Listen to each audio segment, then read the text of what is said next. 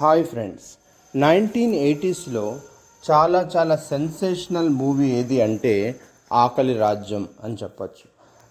దీనికి పేరు ఆకలి రాజ్యం అని చెప్పి పెట్టే కంటే బతకటం నేర్చుకొని వాడి రాజ్యం అని చెప్పచ్చు. ఎందుకంటే ఈ సినిమాలో టోటల్గా హీరోకి ఏ సందర్భంలోనూ ఎలా బతకాలి అనేది తెలవకపోతే మనిషి ఎంత టాలెంట్ ఉన్నా కూడా పనికిమాలినోళ్ళగా ఎలా మిగిలిపోతాడు అనేది సినిమా చూపిస్తుంది.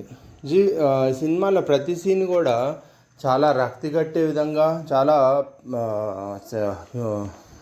మనసు కదిలించే విధంగా తీసా కానీ మీరు అవుట్ సైడ్ జూమ్ అవుట్ చేసి చూస్తే ఇవన్నీ బతకటం చేతగాని వాళ్ళు చేసే పనులు అని తెలుస్తుంది.